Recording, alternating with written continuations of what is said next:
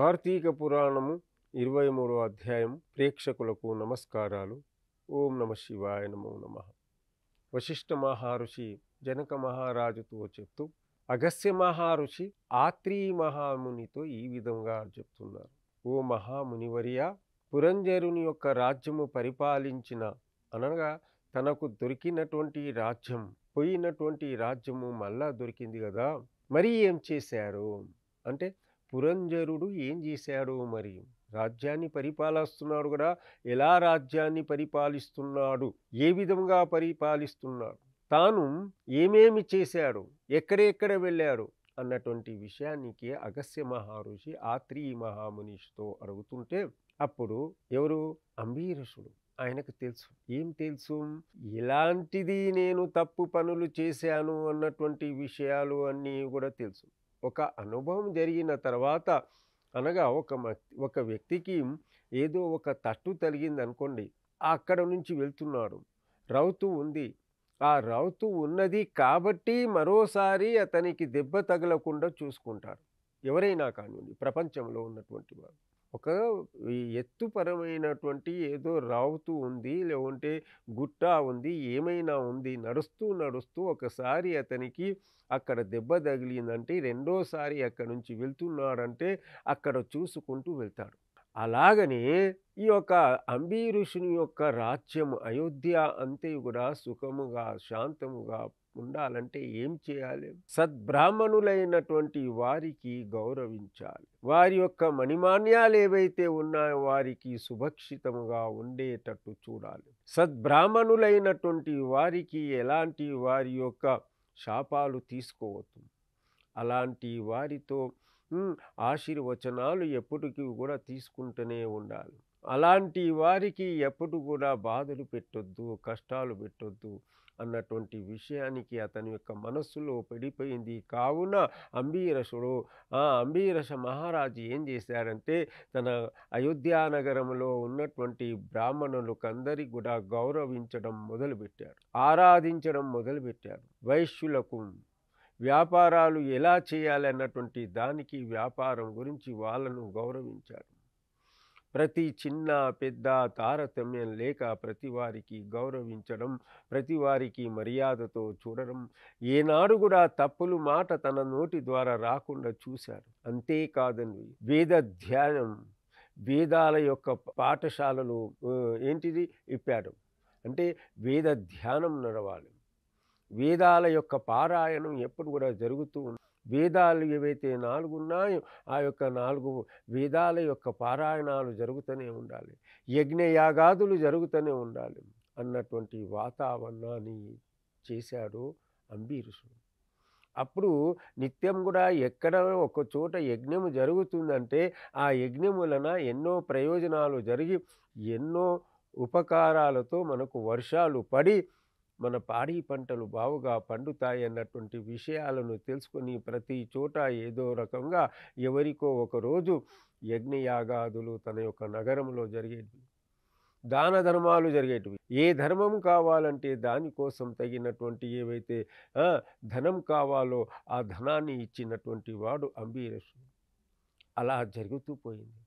అనగా వేద ధ్యానము జరగడము, పురాణ ప్రవచనాలు జరగడం, దేవాలయాల్లో ప్రతి దేవాలయాల్లో కూడా అతడు ఏం చేసేవాడు? అప్పుడు ధూపము, దీపము, నైవేద్యానికి కావలసినటువంటి ఏవైతే డబ్బులు ఉన్నాయో అది ఇచ్చేవాడు.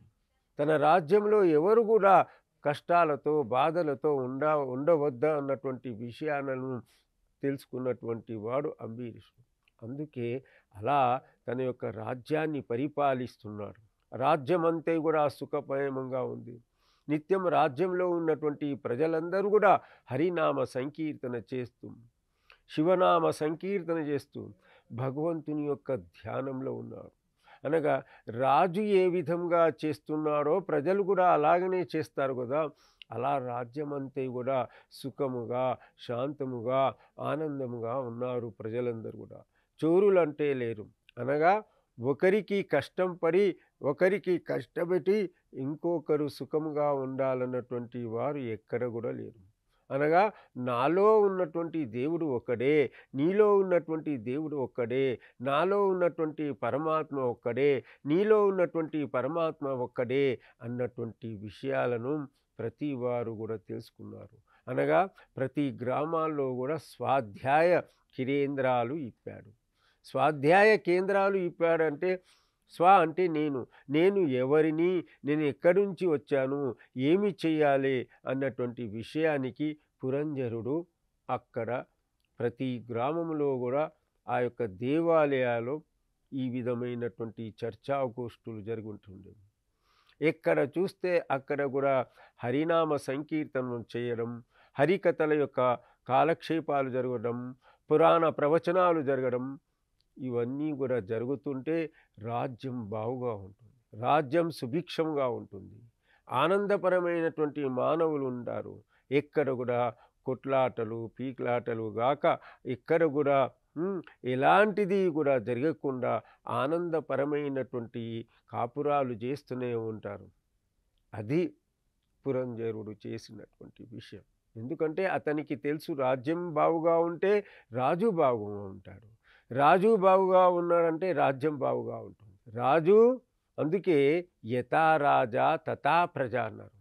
రాజు ఏ విధంగా అయితే ఉంటాడో ప్రజలు కూడా అలాగనే ఉంటారు.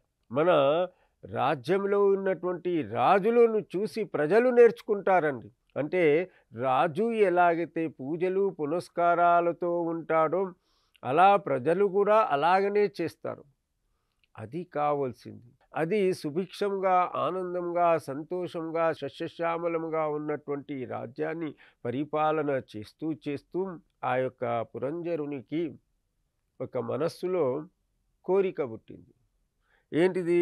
దక్షిణ ప్రాంతంలో ఉన్నటువంటి కావేరీ నదీ తీరంలో ఉన్నటువంటి శ్రీరంగనాయకుని యొక్క దర్శనము చేసుకోవాలన్నటువంటి విషయము పురంజరుని యొక్క మనస్సులో పడ్డది. ఎక్కడ? అయోధ్య నగరం దక్షిణాదేశంలో ఉన్నటువంటి కావేరీ నదీ తీరములో ఉన్నటువంటి శ్రీరంగనాయకుల యొక్క పుణ్యక్షేత్రం. శ్రీరంగనాయకులు సాక్షాత్తు శ్రీ మహావిష్ణువులైనటువంటి వారు ఆదిశేషుల పైన నిద్రిస్తున్నటువంటి ఆ స్వామివారి యొక్క విగ్రహము, ఆ శ్రీరంగనాయకుల వారి యొక్క విగ్రహము అక్కడ మూల విరాట్టు అన్నటువంటి దేవాలయం శ్రీరంగం. ఆ శ్రీరంగముని తప్పకుండా దర్శించి ఆ స్వామివారిని దర్శించి నేను ముక్తి పొందాలి అన్నటువంటి విషయానికి పురంజరుని యొక్క మనస్సులో పడ్డది. పురంజరుని యొక్క మనస్సులో పడ్డది కాబట్టి ఆ యొక్క పురంజరుడు ఏం చేశాడంటే అయోధ్య నగరం నుంచి, అంటే ఈ మార్గమధ్యంలో ఉన్నటువంటి ఏవైతే దేవాలయాలు ఉన్నాయో ఆ దేవాలయాలను దర్శించుకుంటూ శ్రీరంగనకు వచ్చాడు. అనగా శ్రీరంగనాథుని దర్శనం చేసుకోవడానికి వచ్చాడు పురంజరుడు. చూడండి, అయోధ్యానగరము నుంచి శ్రీరంగానికి దర్శనం చేసుకోవడానికి వచ్చినటువంటిది ముక్తిని కావాలి అన్నటువంటి భావంతో వచ్చాడు.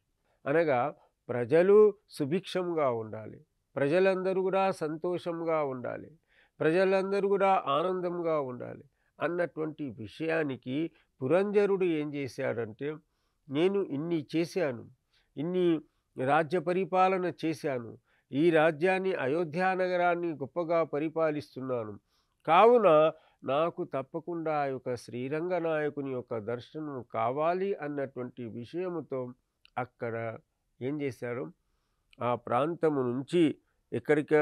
కావేరీ నదికి వచ్చాడు. కావేరీ నదికి వచ్చిన అనంతరం ఆ యొక్క కావేరీ నదిలో పుణ్యస్నానము చేసి, కావేరీ నదిలో పుణ్యస్నానము చేసిన అనంతరం శ్రీరంగనాథుని యొక్క దేవాలయంలో ఆ శ్రీరంగనాథుని ఆ యొక్క దర్శనము చేయడానికి వెళ్ళాడు.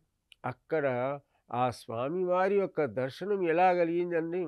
ఆదిశేషుని పైన నిద్రిస్తున్నటువంటి ఆ శ్రీరంగనాథుడు సాక్షాత్తు లక్ష్మీదేవి ఆ యొక్క శ్రీరంగనాథుని యొక్క పాదస్పర్శ చేస్తూ ఆ శ్రీరంగనాథుని యొక్క సేవ చేస్తూ ఉంది. అలాంటి దర్శన సౌభాగ్యం కలిగింది ఈ పురంధరునికి. ఈ కథ ఈ విధంగా మనకు 23వ అధ్యాయంలో ఏంటిది? శ్రీరంగనాథుని యొక్క సేవలు చేయడానికి మాత్రమే, శ్రీరంగనాథుని యొక్క దర్శనం చేసుకోవడానికి మాత్రమే అక్కడ నుంచి ఇక్కడ వచ్చాడు. అనగా దీని ద్వారా ఏం తెలుస్తుందంటే, మనం బాగుగా ఉన్నామంటే, మనం ఆనందంగా ఉన్నామంటే తప్పకుండా ఈ యొక్క కార్తీక మాసంలో ఏదో ఒక తీర్థయాత్ర చేయవలసిందిగా చెప్తున్నారు. ఈ యొక్క కార్తీక మాసములో మరియు ఎన్నో విషయాలు తెలుసుకుంటున్నాం. కానివ్వండి, పురంజరుడు ఏం చేశాడు? తప్పకుండా నది ఉన్నటువంటి ప్రాంతంలో ఉన్నటువంటి శ్రీ వైష్ణవ సాంప్రదాయానికి సంబంధించినట్టు వాళ్ళు, వంశానికి సంబంధించినటువంటి వారు ఏ పురంజరుడు అనగా శ్రీ వైష్ణవ సాంప్రదాయానికి సంబంధించినటువంటి వారు. ఆ శ్రీ వైష్ణవ సాంప్రదాయానికి సంబంధించినటువంటి వారి యొక్క మనస్సులో పడినటువంటి ఒకే ఒక కోరిక ఏంటిదంటే, నేను ఎలా ముక్తిని పొందుతాను, ఎలా పరమాత్ముని యొక్క సాన్నిధ్యానికి పోతాను. పరమాత్ముని యొక్క దర్శనం కలిగింది కానివ్వండి, అతని యొక్క ప్రాంతానికి వెళ్ళాలంటే ఎంతో మంచి కార్యక్రమాలు చేయాలి కదా. అయితే పరమాత్ముని యొక్క దర్శనం కోసమై ఆయన వచ్చినటువంటి పవిత్రమైనటువంటి ఆ కాలం అనగా త్రేతాయుగంలో, ఆ త్రేతాయుగంలో జరిగినటువంటి కథనంతే కూడా ఎవరు ఆత్రి మహర్షి ఎవరు అగస్త్య మహర్షితో ఈ విధంగా చెప్తున్నారు. ఏ విధంగా చెప్తున్నారంటే, అంబీరసుడైనటువంటి రాజు ఇలా చేశాడు అన్నటువంటి విషయానికి. అందుకే మనము ఈ యొక్క సనాతన ధర్మంలో ఏముందండి, తీర్థయాత్రలకు ప్రత్యేకత స్థానం ఇచ్చారు మన యొక్క ఋషులందరూ కూడా.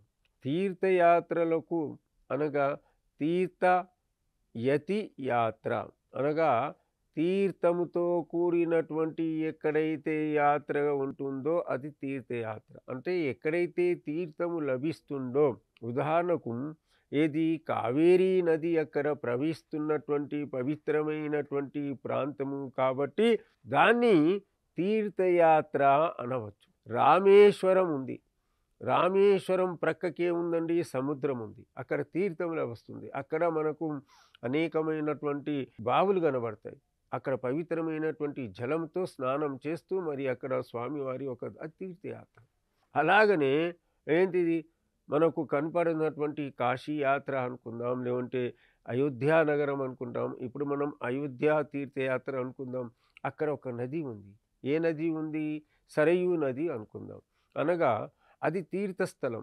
సరయూ నది యొక్క స్నానం చేసి, పవిత్రమైనటువంటి స్నానాలు చేసి, ఆంజనేయ స్వామి వారి యొక్క దేవాలయాన్ని దర్శనం చేసుకొని చివరిసారిగా రాముల వారి యొక్క దర్శనం చేసుకోవడానికి వెళ్తాం. అనగా దాన్ని తీర్థయాత్ర అంటారు. తీర్థయాత్ర అంటే తరింపజేసినటువంటిదే తీర్థయాత్ర. స్వార్థయాత్ర, భ్రాంతి యాత్ర, అనేకమైనటువంటి యాత్రలు ఉన్నాయండి. అనగా ఈ అంబీరసుడు ఏం చేశాడు? తాను ముక్తిని పొందడానికై మాత్రమే అయోధ్య నగరము నుంచి కావేరీ నదికి శ్రీరంగనాథుని యొక్క దర్శనం చేసుకోవడానికి వచ్చాడు కాబట్టి అది తీర్థయాత్ర. మరి భ్రాంతి యాత్ర అంటే భ్రాంతముతో చేసినటువంటి డబ్బులు వస్తాయి, వ్యాపారం గురించి వెళ్తారు, లేదా అక్కడ ఏదో ఉన్నటువంటి మన యొక్క బంధువుల ఇళ్లకు వెళ్ళడం, అక్కడ బంధువులు ఉన్నారన్నటువంటి విషయానికి వెళ్తాం, అది ఒక భ్రాంతి. స్వార్థయాత్ర అనగా తనకు వ్యాపారం కోసం, ఉద్యోగం కోసం వెళ్తాం, అది స్వార్థయాత్ర. తన యొక్క స్వార్థం కోసం చేస్తాం. కానివ్వండి, మనం ఇప్పుడైతే తీర్థయాత్రలు అయితే సంసారం అన్నటువంటి తీరాన్ని, సంసారం అన్నటువంటి సాగరం నుంచి ఏంటిది తరింపజేయడానికి వచ్చినటువంటి యాత్ర ఏదైతే ఉంటుందో దాన్నే మనం తీర్థయాత్ర అంటారు. శ్రీశైలం వెళ్ళాము, శ్రీశైలానికి పక్కలో ఉన్నటువంటి కృష్ణా నది, అది పవిత్రమైనటువంటి జలం, అది తీర్థయాత్ర. అనగా అంబీరసుడు ఏం చేశాడు? సుఖముగా తన యొక్క రాజ్యాన్ని పరిపాలన చేస్తూ చివరిసారిగా ఎన్నో పనులు చేశాడు, ఏదో జరిగింది కానివ్వండి, తన రాజ్యాన్ని సుభిక్షంగా, ఆనందంగా, ప్రజలందరూ కూడా సుఖంగా, సంతోషంగా, ఆనందంగా ఉన్న తర్వాత అతడు ఏం చేశాడు?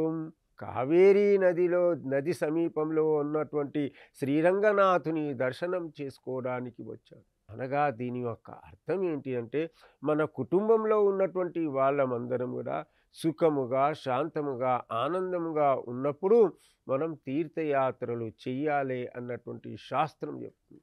అనగా సుఖముగా, శాంతముగా, ఆనందముగా ఉంటూ ఉంటే మనకు ఎలాంటి కష్టాలు లేక, ఎలాంటి బాధలు లేక, ఎవరితో అప్పులు తీసుకోక, ఎవరితో మనం దాన ధర్మాలు తీసుకోకుండా, అంటే ఎవరితో డబ్బులు అడగక, మనం ఎప్పుడైతే పరమాత్ముని యొక్క దేవాలయాన్ని యొక్క దర్శనం కోసం వెళ్తామో, హ్మ్, ఆనందంగా వెళ్తామో అది తీర్థయాత్ర. అది దానికోసమై వచ్చినటువంటిది ఏది? పురంజరుడు అన్నటువంటి వారు ఎక్కడ వచ్చారు? శ్రీరంగానికి వచ్చారు. శ్రీరంగం అంటేనే అది అండి వైకుంఠం. శ్రీరంగం అన్నటువంటి విషయం అంటే వైకుంఠం. శ్రీమన్నారాయణుడు సాక్షాత్తు ఉన్నటువంటి ప్రదేశం ఏదైతే ఉందో అది భూలోకంలో ఉన్నటువంటి సాక్షాత్తు వైకుంఠము. అనగా శ్రీమన్నారాయణుడు, శ్రీ మహావిష్ణువు అక్కడ ఈ యొక్క వైకుంఠంలో, అనగా ఎక్కడ లేదండి వైకుంఠం అనేది. దక్షిణ ప్రాంతంలో, దక్షిణ దేశంలో ఉన్నటువంటి ఏదైతే ఉందో అదే వైకుంఠం. ఏది? శ్రీరంగం. మన జీవితంలో ఒక్కసారైనా కానివ్వండి శ్రీరంగానికి వెళ్ళి దర్శనం చేసుకోవడానికి, రావడానికి ప్రయత్నం చేయాలి. అనగా సాక్షాత్తు శ్రీ మహావిష్ణువు అక్కడ కొలువై ఉన్నాడు అన్నటువంటి చరిత్ర చెప్తుంది. ఆ కాలములో, అనగా త్రేతాయుగములో జరిగినటువంటి కథలు ఈ యొక్క అధ్యాయంలో ఇలా చెప్పాడంటే మామూలు విషయం కాదు. కార్తీక పురాణంలో 23వ అధ్యాయంలో పురంజరుడు అన్నటువంటి వారు ఇక్కడ శ్రీరంగానికి వచ్చి శ్రీ మహావిష్ణువుకు దర్శనం చేసుకున్నారన్నటువంటి విషయానికి అది తార్కాణం, ఉదాహరణ ఏంటి అంటే సాక్షాత్తు అది వైకుంఠం. సాక్షాత్తు ఆ పరమాత్ముడు ఉన్నటువంటి ప్రాంతం ఏదైతే ఉందో అది శ్రీరంగం. అందుకే రంగరంగ రంగపతి శ్రీరంగనాయక అంటారు. రంగరంగ రంగపతి అంటే ఆ యొక్క శ్రీరంగ నాయకునికి శృంగార ప్రియుడు. శృంగార ప్రియుడు అంటే ఎంత గొప్పగా అలంకారం చేస్తే అంత గొప్పగా మనకు దర్శనమిస్తారు. రంగరంగ రంగపతి శ్రీరంగనాయక అంటారు. అనగా శృంగార ప్రియుడంటే వారికి ఎంత గొప్పగా అర్చన చేస్తే, ఎంత గొప్పగా అలంకారం చేస్తే ఆ శ్రీమన్నారాయణుడు అంత సంతోషపడతాడు. అంత ఆనందంతో మనకు మనసులో ఉన్నటువంటి కోరికలు తీర్చడానికే ఆ స్వామివారు మనపైన దయగలుపుతాడు. స్వామివారి యొక్క కృప కలుగుతుంది. అందుకే పురంజరుడు అయినటువంటి వారు శ్రీరంగానికి వచ్చారు. ఇది ప్రత్యేకత. శ్రీరంగానికి వచ్చేసి ఆ యొక్క పుణ్యస్నానాలు చేయడానికి కూడా ప్రత్యేకత. దీనికన్నా మించినటువంటిది లేదు అన్నటువంటి చెప్పారు. అనగా ఈ యొక్క 23వ అధ్యాయం ఎంత గొప్పదైనటువంటి విషయం. ఈ 23వ అధ్యాయం తీర్థయాత్ర గురించి చెప్పారు. శ్రీరంగం గురించి చెప్పారు. కావున మనం కూడా చేయవలసింది ఏంటి అంటే ఈ యొక్క కార్తీక మాసంలో తప్పకుండా ఏదో ఒక తీర్థయాత్రకు వెళ్ళవలసి ఆ తీర్థయాత్రలో స్వామివారికి దర్శనం చేసుకోవడం మహా సౌభాగ్యం, మహాపుణ్యం. దీనికన్నా మించినటువంటి పుణ్యం లేదు, దీనికన్నా మించినటువంటి భాగ్యం లేదు. కావున భక్త మహాశివులారా, ఇక్కడ మనం తెలుసుకోవలసినటువంటి ఒకే ఒక విషయం ఏంటిదంటే అంబీరసుడైనటువంటి రాజు దక్షిణ ప్రాంతానికి త్రేతాయుగము అంటే ఇక్కడ దాదాపు ఈ కలియుగమే ప్రారంభమై 5132 సంవత్సరాలైంది. దీనికి రెండింతలు ద్వాపర యుగం, దానికి రెండింతలు మరి త్రేతాయుగం. అంటే దాదాపు 30,000 సంవత్సరాల క్రితం ఉన్నటువంటి విషయం ఇది. ఇప్పటిది కాదండి. 30,000 సంవత్సరాల క్రితం ఉన్నటువంటి ఏదైతే ఉందో అది త్రేతాయుగం. ఆ త్రేతాయుగంలో 30,000 సంవత్సరాల క్రితం ఉన్నటువంటిది శ్రీరంగ నాయకుని దర్శనం చేసుకోవడానికి, అక్కడ వచ్చిన తర్వాత ముక్తిని పొందడానికి అంబీరసుల రాజుల వారు ఆ యొక్క అయోధ్యా నగరం నుంచి ఈ యొక్క దక్షిణ ప్రాంతంలో ఉన్నటువంటి శ్రీరంగ నాయకుని దర్శనం చేసి ముక్తిని పొందుదామన్నటువంటి విషయంతో మంచి సంకల్పంతో వచ్చారు. కావున శ్రీరంగ నాయకుని దర్శనం చేసుకున్న అనంతరం వారికి ముక్తి లభించింది అన్నటువంటి విషయానికి ఈ యొక్క 23వ అధ్యాయంలో ఈ విధంగా చెప్తున్నారంటూ 23వ అధ్యాయము సమాప్తం.